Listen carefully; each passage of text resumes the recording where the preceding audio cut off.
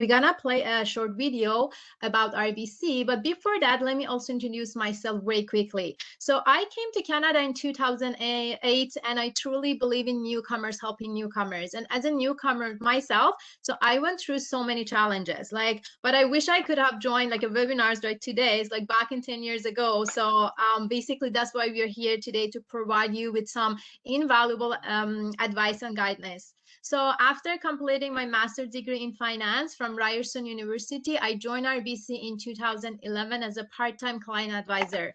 And from this position all the way till now as an assistant branch manager, I work in different branches and help so many different clients and newcomers. But my current role, I can tell, is probably one of my very favorite ones, because it's so fulfilling when you help the community and help your clients and seeing their accomplishment and their successful journey in their lives. So that was also a little bit about me that I wanted to share with you. So now I'm going to share a quick video about RBC, and here you go.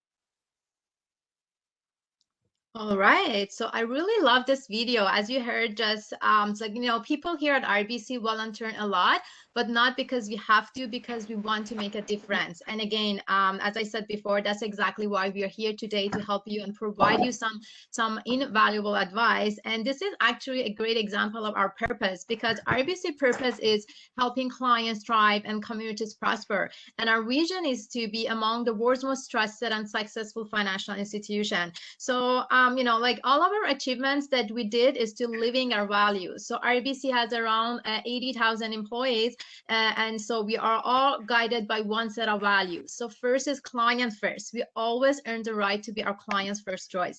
So second is collaboration. So we win as one RBC. We are partners and we work together as one RBC to make sure our clients and our communities prosper.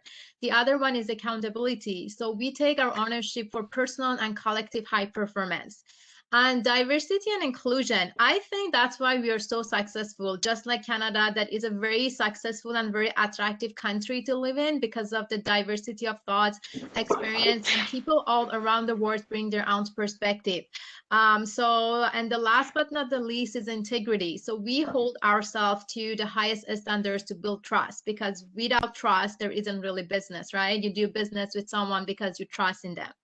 So that was also a little bit about RBC that I wanted to share with you. So here's my core team at RBC Markham Meeting Place, including 3 people: Jeff Price, who's our community branch manager, my manager, and myself, and Ria, our banking advisor. And I really couldn't do this without their help and support. But just this is just our core team and is not our entire team. And so along with that, we have a big support team, all RBCs, all internal and external partners, like Cash, for example, today, who is here with us today to support us. And so going back to our core values, so when we work as one RBC to provide support, connection, and network to our newcomer communities. And on the next slide, I would like to show you our branch. So here is RBC Markham Meeting Place. So if this would have done in person, we actually do have a physical location that currently closed due to the COVID-19. And hopefully we will reopen it soon, so when the COVID is over.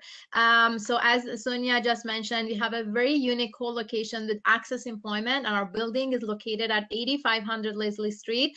So on the fourth floor. So when you get into the unit, so RBC is on the right and Access in the left side. So, but as I said, so we are closed, but this didn't actually stop us from being connected to our clients and communities. So RBC Meeting Place is just a very welcoming and warm, colorful, open place to answer all of your questions, banking and non-banking related, and to help all newcomers to navigate their settlement journey in Canada.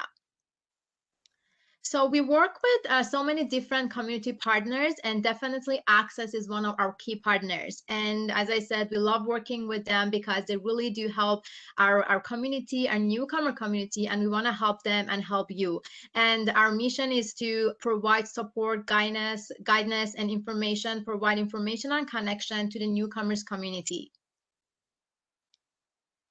So here just a different examples of how we creatively came out with different type of workshops before the COVID to make your journey in Canada as newcomers as easy as possible. But back in starting last March, like when the COVID has started in 2020, so as you can see, we all shifted to the virtual, and we've done all of our events virtually, like today's. And these are some of our examples of our advice events that we've done, including workshops like fraud prevention, HR tips and tricks, like rule discovery, tax advice, and a mock interview, to just name a few. And basically, besides the community work that we do at RBC Markham Meeting Place, we also help clients one-on-one. So if any of you, for example, have any question regarding your banking, or let's say if you want to apply for education saving plan for your children, or thinking of buying your first home, or applying for your credit card, so feel free to contact us. I'm gonna we can definitely help you with all of your banking needs, and I will share our contact information at the end.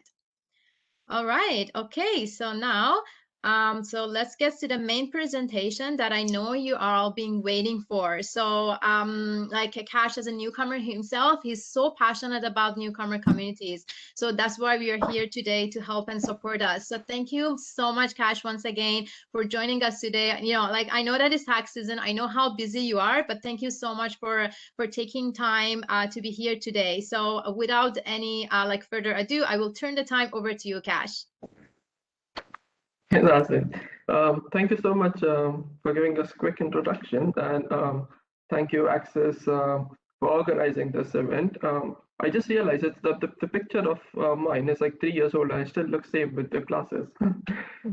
So a little bit about myself. I grew up in Mumbai, India. I did my bachelor's of law in India from Mumbai University. I even did my bachelor's of commerce there. I was pursuing my chartered accountant. I completed my CA inter before I moved to Canada. When I moved here, I did my post-graduation diploma in business management from Lambton College. I immigrated here in probably August 2017. That's where I came as a student, and I did that 2-year program. Once I finished that, I joined PwC. I worked there for a year, and then I joined Graham Scott Inns, and I'm working as a senior staff accountant over there since a year and a half now. Overall, I have like total 7 years of experience in doing accounting, tax, auditing for UK, India, and Canada. So as you can say, like my life is not that exciting. I do accounting for life. So. As terms of giving back to the community, I do volunteering. We have done volunteering in the Q, the Annexes Canada, the Habitat of Humanity, and a few other small organizations here and there. If there's one takeaway from this slide, I would say I love pizza and coffee. So that's like 2 things I would eat for the rest of life if I have to. Moving on, so we're going to be talking about the tax. Because it's a tax season and everybody has to file the taxes, right? I know it's not a glorious topic to discuss about, and trust me, like I have to talk about about taxes for like next half an hour. So, but I'm gonna try and make it interesting. I'm gonna talk about few things which gonna help you save some taxes or even get some refunds and credits from the government. So I'm gonna try to make it as interesting as possible. Um, so we're going to be discussing about few things. Let me just give you the broad overview. We'll talk about the Canadian tax system. We'll talk about who needs to file taxes and when do we have to file taxes. What are the deadlines we have to do it, and what are the potential deductions you can claim in your tax return. Um, After that, I would also talk about certain softwares we could use to file your taxes by yourself. Um, Again, this session is just going to be pretty much a broad overview about the tax system. So if your individual case is a little bit of complicated, I would suggest you to go to the tax professional and get it done from there. This is not the tax advice. As a disclaimer, I have to say this every time. Um, so yeah, so let's talk about the Canadian tax system. So in Canada, we follow a progressive tax system. And when I say progressive, as in the more income you make, the higher tax bracket you fall in, and that's why the more tax you have to pay. Um, so as all the individuals, everybody has a basic personal amount, which is for this year, it's 13,229. And when I say like basic personal amount is like up till now, up till 13,000, you don't have to pay any taxes. Over and above that, up till 47,000, you have to pay 15% federal and then 5% provincial. Um, Again, during this session, whenever I talk about the provincial tax, I'm going to be referring to Ontario. But then again, the tax rate and the tax laws varies depending province to province. But this is just a broad idea. So I'm going to be using the Ontario as a province here. Um, and then your income, if it increases more than 47, goes to 96, it goes to 20% federal and 10% provincial. Um, Apart from that, so who would need to file taxes? So in terms of residentship, we consider a tax resident of Canada to be eligible to file your taxes. So even though you have been in Canada for a part of the year, or or probably like some days of the year, you have to determine yourself if you are a tax resident of Canada, and if you are, you would have to file the taxes. And it's not just for the people who have earned income in Canada, because filing a tax is gonna make you eligible to get certain benefits and credits from the government. So to claim those benefits, it is important that you file your taxes. Now, when I say the resident of Canada for the tax purposes, it's different from being a permanent residentship or a citizen. So even though you have come to Canada on your study permit or on your work permit, you would still consider yourself as a tax resident of Canada. The definition for being a tax resident is pretty much broad, and I believe like most of us will qualify as a tax resident from the day they arrive in Canada. The definition, it says that you have to have a significant ties with government of Canada, and that includes opening a bank account, or getting a credit card, or having a driving license, or even getting a lease of an apartment, or etc. So consider, if you're coming to Canada, consider yourself being a tax resident from the day you come to Canada, and for that period you have to file the taxes. Now in Canada, unlike other countries, we follow the calendar year. So the taxes is always from 1st January to 31st December. So and the deadlines are always for the individual returns, it's always 30th April, and if you have like a self-employment income, it goes to 15th June. Um, so right now, at this point of time, when we are filing the taxes, we are filing it for 2020. That means for 1st January 2020 to 31st December 2020. Moving on, let's talk about who needs to file taxes. I guess I covered most of it, but then just one thing I would like to add is, as a resident of Canada, though you have come as a during the middle of the year, as a part of the year you are in Canada, you would still have to disclose your world income. And if your country from where you are coming from has a world treaty with Canada, the tax treaty, then you don't have to pay taxes on the income you have earned outside Canada, but that income should be included in your tax return. I'll talk more about it in the future in the next slides. So so tax planning. So what all things you would need to prepare your taxes. This is the list of the things, but let me just talk about why we need to file taxes. So when I talk about the certain credits, those credits are given to you once you file the taxes. They're going to assess your return, and then those credits are awarded from July onwards. So in the current scenario, when we file your taxes for 2020, your credits will start from July onwards, and it is based upon your world income for that period, and it is also determined upon what your marital status is and where you're located in the country. So for the tax planning, we would need to gather these documents. Let me just go through individually. So first, we would need your SIN number, which I'm pretty sure you would get on the day you arrive in Canada, probably at the airport, or once you are in here, you have to go to Service Canada to get your SIN number.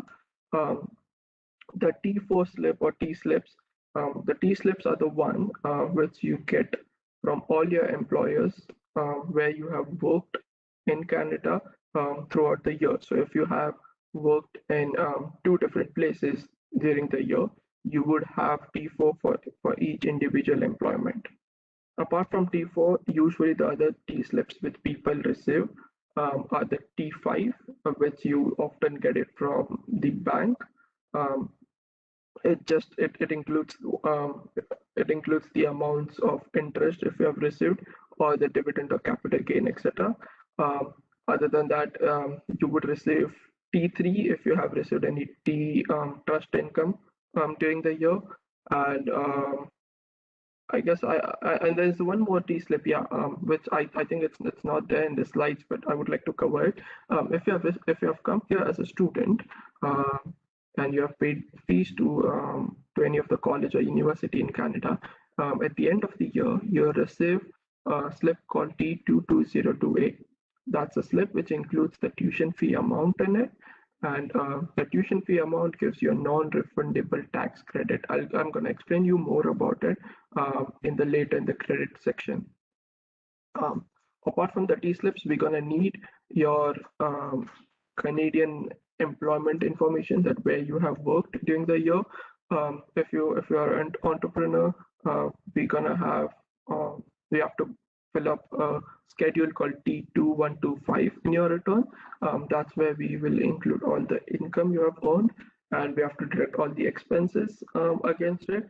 Again, if you are an entrepreneur, it is advisable to go to a tax professional and get it done, because there might be some expenses you wouldn't know which you're eligible for, and he might be able to claim it for you. But on a broad perspective, you're going to include your gross income, you're going to deduct all the expenses against it, and whatever the net income you have will be added to your total taxable income from your other sources or other employment, etc. If you are entrepreneur, and when I say entrepreneur, again, it includes a self-employment income, and that is also include the people who have been doing who have been driving Uber as an Uber driver for Uber Eats, or doing the skip the dishes or DoorDash, etc. So those people, again, make sure you are a business, you have a business income, and you have to deduct expenses against it, and the balance should be added to your total taxable income. Because I often see that most of the people they miss out on including those income in it. If you're driving Uber, or if you have any other business income where you have to register for HST, then you would also have to file your HST return at the end of the year. And it is pretty simple, but there's a bit of a calculation you have to do. You have to calculate all the HST you have collected during the year, and out of it, you have to deduct all the input tax credit, which is the HST you have paid on the expenses, and the net amount you have to remit to the government after filing the return, or you have to collect it if there's a refund claimed in it. If you have income outside Canada, the world income, we have to disclose that as well.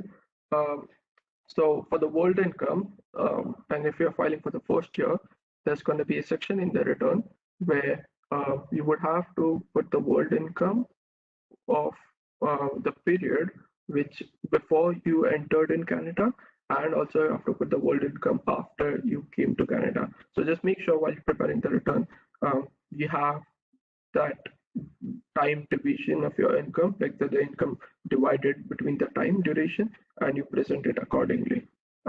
Again, that income, if you're born outside Canada, and if you have like tax treaty with the country, you don't have to pay tax on it, but that is something you would still have to disclose, because those benefits and credits which you receive from the government, that credits are based upon your total income, and that includes your world income. Next thing, so if you have a foreign, could you go back to slide now, Singh? There's a couple of things I want to include in there. So if you have a foreign asset which over $100,000, then you would have to disclose it on the form T1135. Again, there's no tax in it, but there's something declaration you have to do if you have a foreign asset.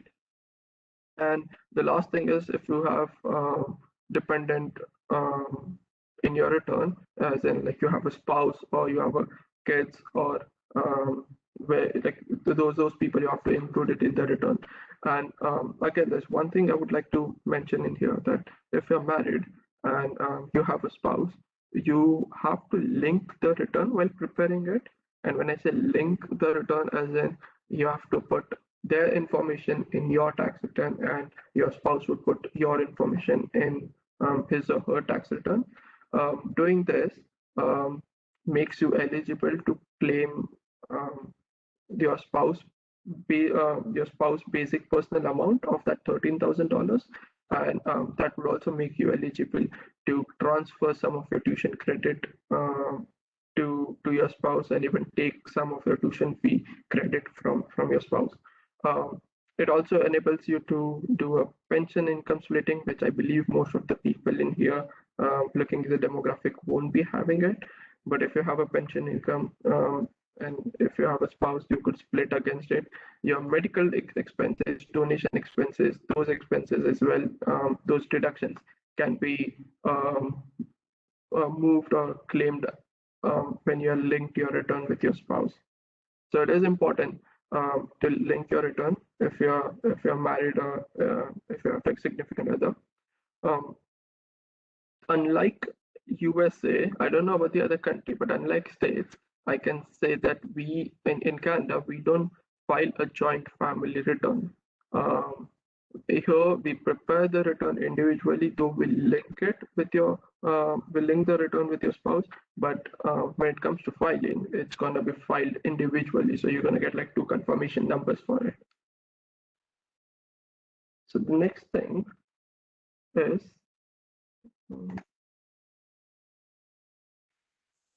okay. So let's talk about what all income you have to report. Could you move on to the next slide, please, Nadia?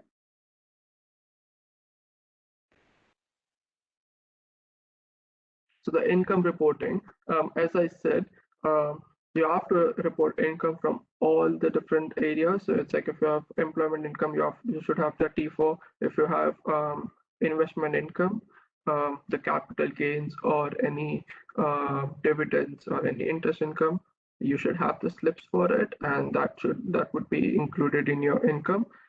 Business income, the net amount of it after claiming the deductions will be added to your taxable income, and your world income, if you have earned income before coming to Canada or after you came to Canada, that should be added as your income as well.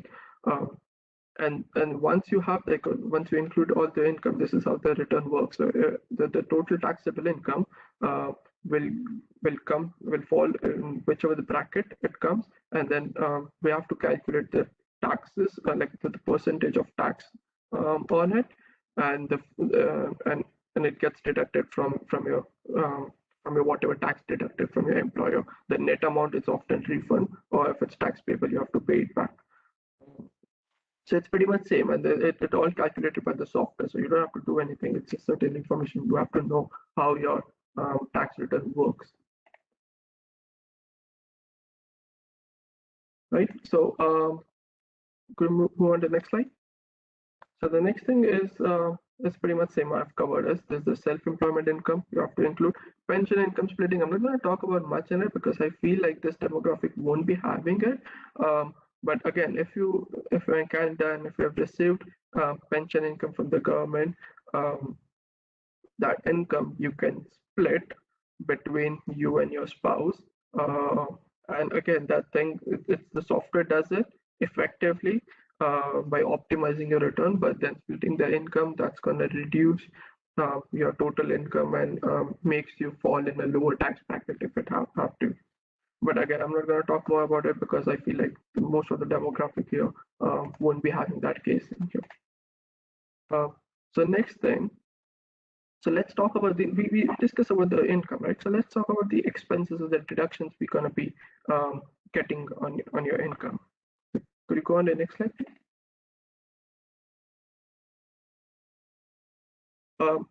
So these are the deductions, and like some of it are the credits. So the HST credit is the quarterly credit you get from the federal government. Again, it is based upon your income, the total income, and also the number of period you have stayed in Canada. So when you file your taxes, the federal government determines how much was your total income, and based upon it, they determine how much you should be getting a HST credit. The HST credit is a quarterly credit you get every quarter starting from July. So you get 4 payments. One is July, October, January, and April. This credit is mostly for the people who have a low and modest income. So the higher your income goes, the less credit you will be getting. Childcare benefit, if you have children under the age of 18 and you are the sole person responsible for the kid, then you would be able to claim the childcare benefit. You don't have to specifically claim it when you file the tax return. The government determines how much you're eligible for it, and again, it gets disbursed every month starting from July. So the cycle for those benefits are always July to June. So once we file the return, and we have to file the return to claim those benefits, but once we do it, the government process it and they're gonna remit those benefits starting from July. I think there's one benefit which is not included in here, and it's a provincial benefit.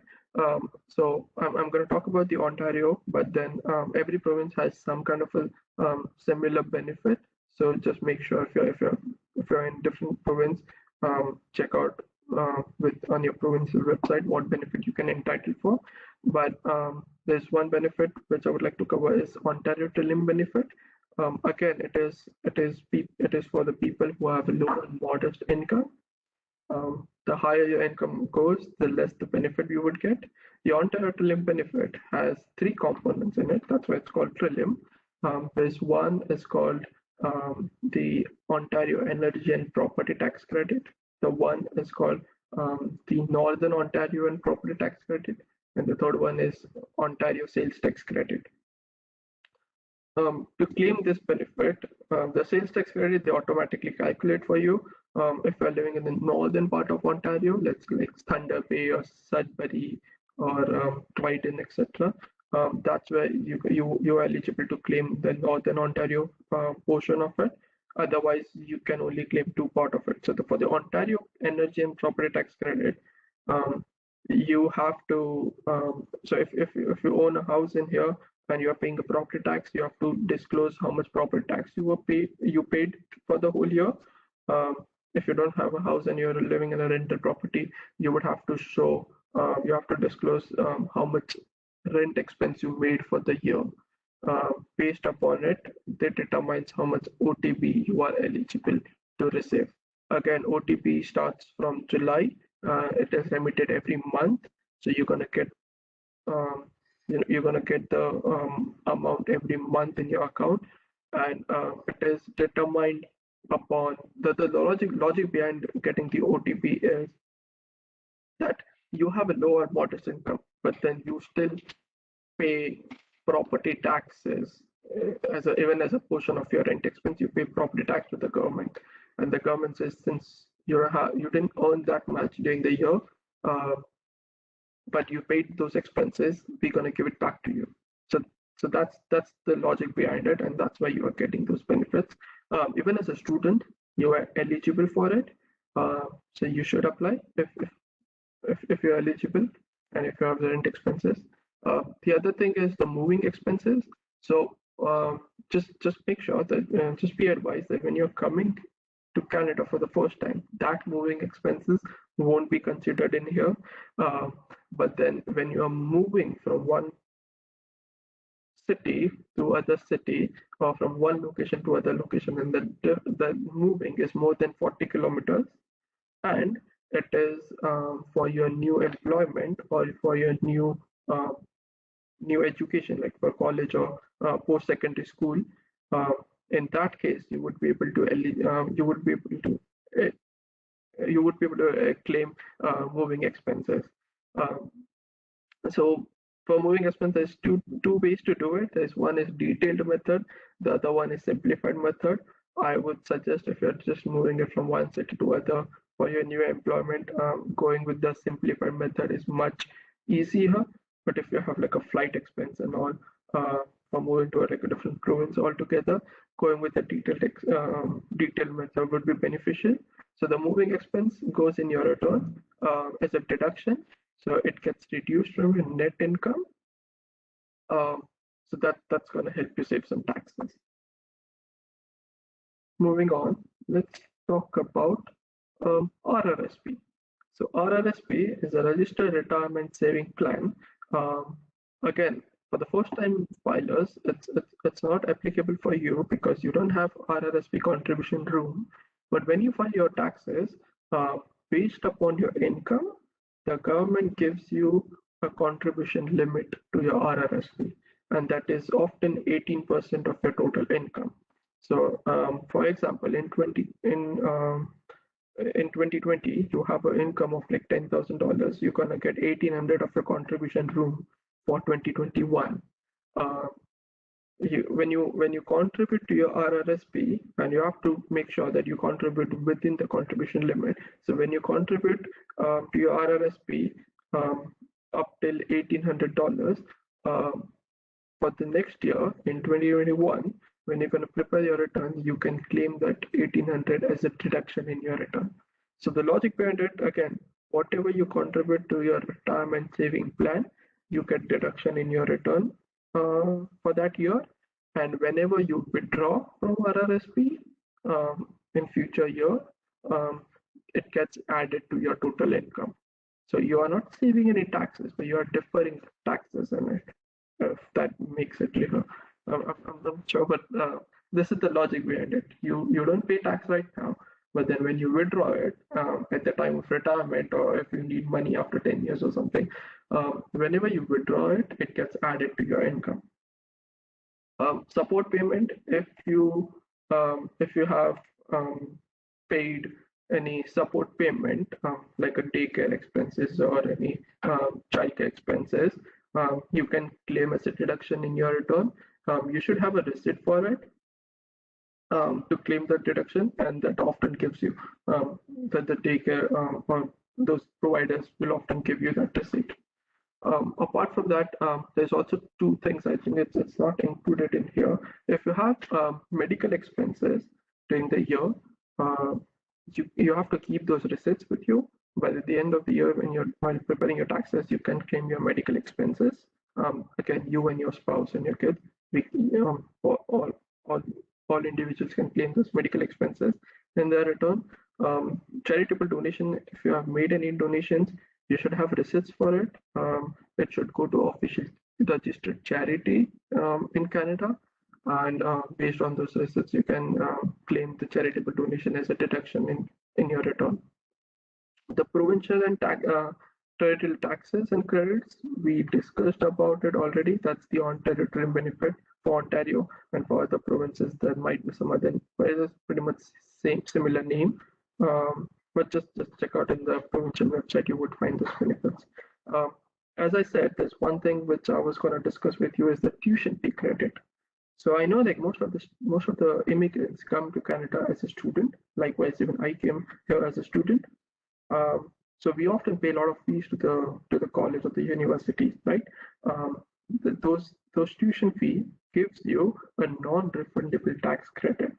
When I say non-refundable, as in you don't get the whole amount back, but um, the logic behind it again is um, when you pay a fees to the tuition, when you pay the fees to the college or university, when you earn the same amount from the employer, you can deduct the tuition fee credit against your total income.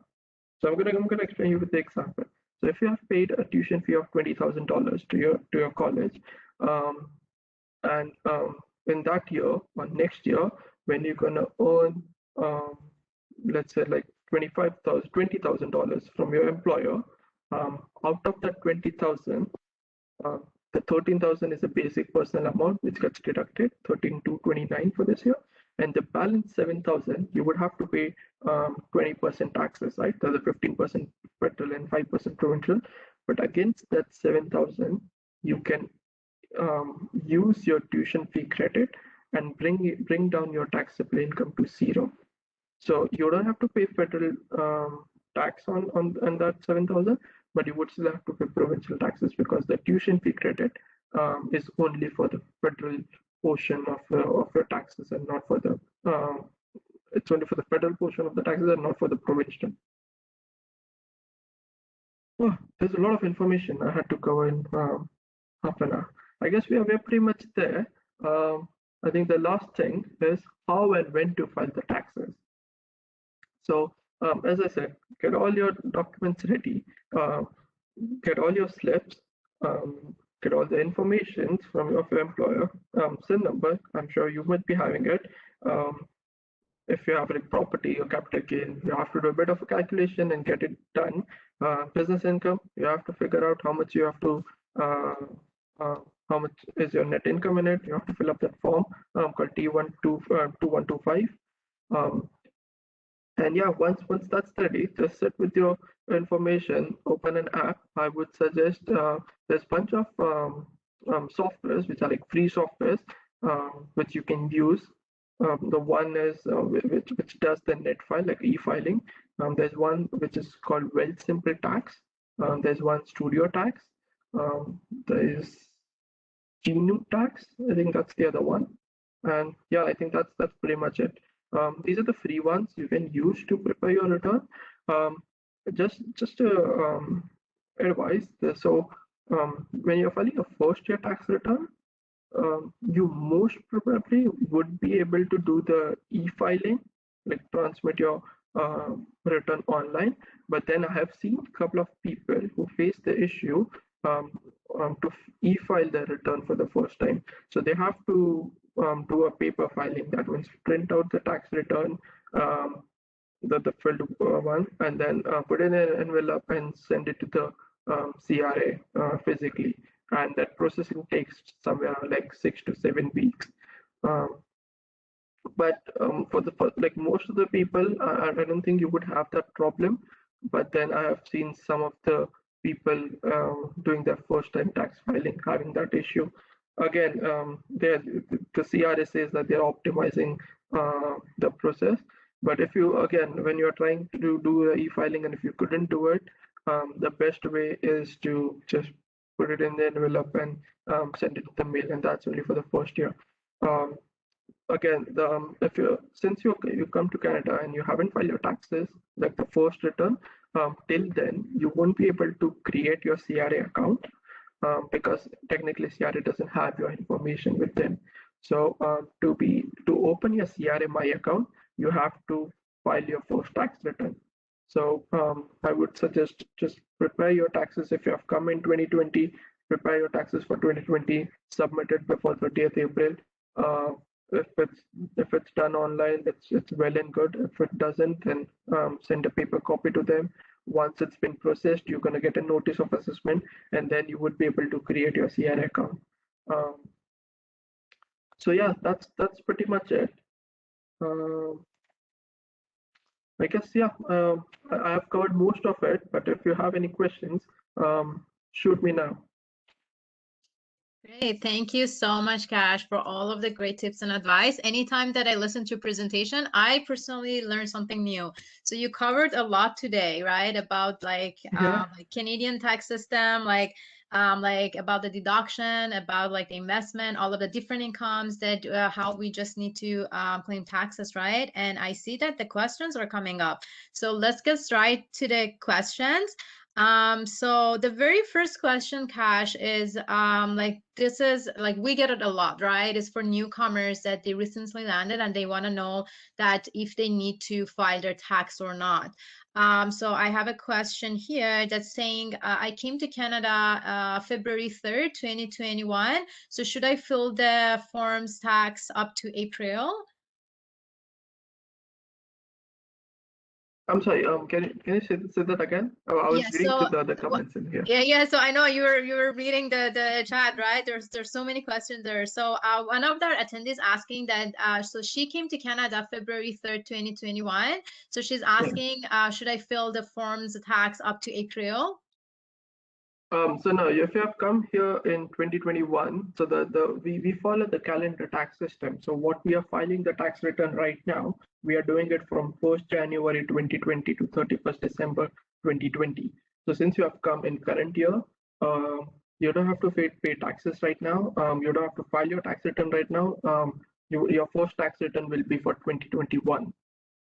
But to claim your benefits, which is from the day you have come, you consider to be a tax resident of Canada, and you are still entitled to claim those HST quarterly amount and your Ontario term benefit if you're in Ontario. To claim those benefits, since you haven't filed your taxes right now and you should not file your taxes, I would suggest you to fill up a form called RC151. Just Google it, you would see a fillable form there. It's a you can't e-file it, so fill up the form. It's just a declaration where you have to show how much was your income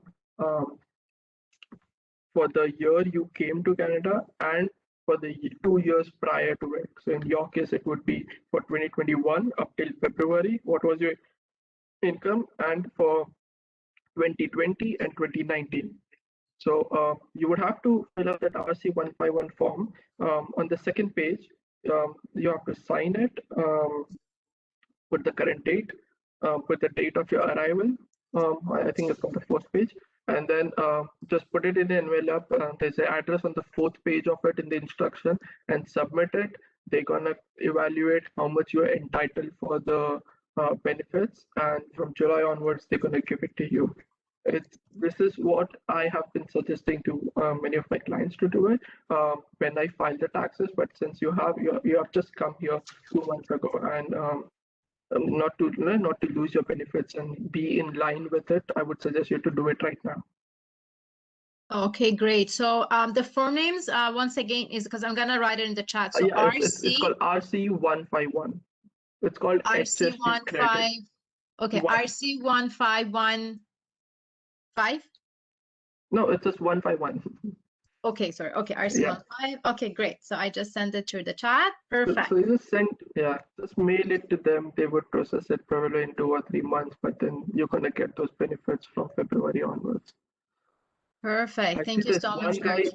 There's one guy said like you have to talk slowly, but I'm so sorry because I have a lot to cover in that half an hour and I had to speed up the talk. I know.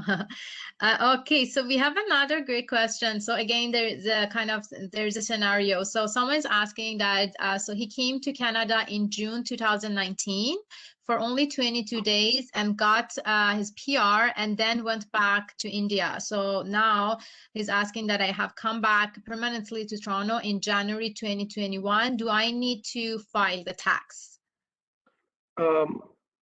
In your case, you would have to file your taxes for 2021. Your 2019 arrival was just a soft landing, and you are not considered to be a resident of Canada in that case. Okay, great. Perfect. And also, we have a question. Maybe Sonia can answer this. So I know that today's event is recording. So Sonia, are you going to send this to all attendees, or it will be available on the website that they can just go and if they wanted to, just listen again to the recording? Yeah, so everyone will receive a recording sometime today. And at the end of the month, we upload all of our webinars on our YouTube channel as well. Okay, great. Thank you so much, Sonia. Okay, so another question. This is also a scenario as well. I'm gonna just read it. So someone saying that my husband and I just landed in Toronto in the last week of February 2021. So we both aren't working currently and drawing a salary here. So should we file our taxes for 2020, specifically for newcomers? What benefits could be and courses, rent, anything? So I think that you just answered that, right? It's like true. the same situation, right? The RC151 form, so they need to declare. Yes, and you don't have to file taxes right now because you came in 2021. So your first return will be 2021, which we're going to be filing next year, somewhere around this time. Okay, perfect. Okay. So we have another question saying, hi, Cash. So thank you for all these insights. So I'm based out of the Middle East, and if my employer allows me to work remotely in Canada, how do I file taxes? So if my employer is not willing to file corporate tax, what can be the way around this? So in your case, I believe you're saying that you would be able to work remotely from Canada. In that case, you would still have to show your world income. So whatever the income you get from your employer from your Middle East, you would have to show it in your return. And whatever the tax deducted, you have to make sure that if the country you're working from has a tax treaty with Canada, in that case, you don't have to pay taxes on it in Canada because you have already paid and filed taxes for the Middle East country. But in your case, just you have to do a little bit of research. What about the tax treaty is with that country, and if it's too complicated, I would suggest you to have a tax professional in that case. See, okay, great. So, and someone also asking about the RRSP reporting, like the income deduction from RRSP, if you can explain. Yeah, so absolutely. So RRSP, when you contribute to your RRSP account, you get a deduction in your return. So this year, let's say I put $5,000 in my RRSP account and my income is $20,000. So out of $20,000, I can deduct that $5,000 with what I've contributed to RRSP account. Now, in future years, let's say next year, I needed that money and I pulled out, I withdraw that amount from my RRSP account.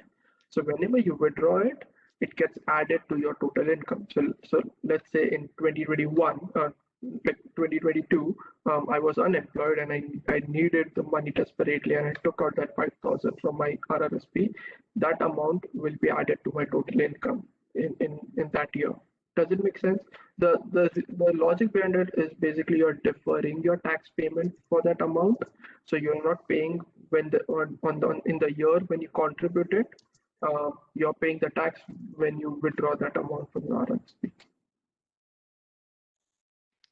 Okay, great. Thank you so much. The contribution to RRSP for the first year, you don't have a contribution limit because basically the CRA doesn't have your income information. It gets your contribution limit increases every year based upon your income. It's 18% of your total income. So for the first year, you can't contribute to RRSP. Going forward, for the next year, you would have a contribution limit. Up till that limit, whatever you contribute, you can claim a deduction on it. Thank you so much, Cash. So we have another question asking also during initial landing, how many years of income statements from previous employers should be carried? You don't have to include the income for that year, but for other than that, I don't see any other reason you have to carry your income statement for the previous years. But yeah, just carry the one for the year you arrive in Canada, because that's what you have to include it in your tax return. Okay, thanks. And so also we have a question regarding the charges. So what are the normal charges that advisors charge in case I use the service of professional to file my taxes? Also, does RBC offer these services? So I would say that, like, as Kash just mentioned, we have like some softwares, like some tools that you can purchase those tools, right? And do your file tax. But so otherwise, so you also can contact Kash and just you can get his professional advice on that, right? Yeah, absolutely.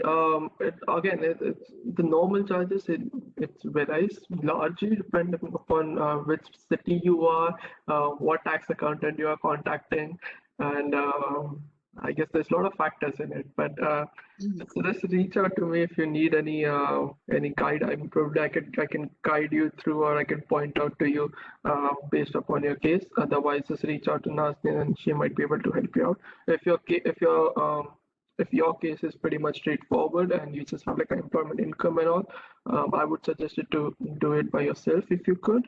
There are a lot of free softwares which you can use, as I named few, like Well Simple Tax, the Studio Tax. I think the TurboTax has like a free one as well. Geno Tax is the one. Yeah, you can just use any of it to file your taxes by yourself. Yes, great. And we have the last question, someone asking about if we can share the exhaustive like list of deductions that like allowable deductions. Is there any list, or like it depends like for this is client situations, right?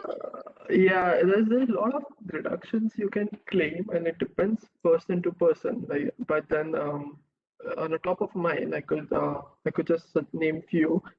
There's this medical expenses. If you have, you can deduct. Charitable donations. If you have made donations, you can deduct in your return. Moving expenses, if it's more than 40 kilometers, and if it's for the new employment or your new studies, you can claim that. What else? RRSP deductions, if you have made, deduct that. I guess tuition fee credit. Again, if you have paid tuition fee, you get a non-refundable credit for it, deduct it in your return. I guess, yeah, that's it. Oh, if you work from home in 2020 due to COVID, claim work from home deduction. That's a new one this year. I guess, yeah, that's pretty much. Oh, I didn't know. Like that's a good one, right? That's a new one. Actually, maybe there are lots of people who are not aware of that. Okay. So for the work from home, due to COVID, the maximum deduction you can claim is $400 if you're going with the simplified method, which is 200 days, $2 each. So it's like if you work throughout the year, the maximum deduction you can claim is $400. If you have I forgot the name of it, T22002A, no, sorry, T2200S. If you have the declaration slip from your employer, in that case, you would be able to fill out T777 form, which enables you to claim a detailed expenses for work from home. So you have to include all the expenses like property tax, utilities, internet, etc., and you can just proportionate how much you have used for the business. For the deduction on your rent, you can't deduct rent as an expense in your return, but that rent, what I talked about is you need to put that rent amount to claim your Ontario TRILIM benefit. So and again, a similar benefit of your province wherever you are, but for the case of Ontario, to claim that Ontario TRILIM benefit, there's going to be a section where you have to put your address, number of months you stayed in that place, all the addresses where you lived in 2020, number of months where you stayed in each places, the total rent you have paid there, and the name of the landlords. based upon that rent information, they're going to determine how much Ontario TILIM benefit you should be getting. Okay, great. Okay, so I don't know if we have time, Sonia, so probably we need to start wrapping it up. Yes, is it okay for me to take over now? Yes, definitely, please. Okay. I will just need to take over here.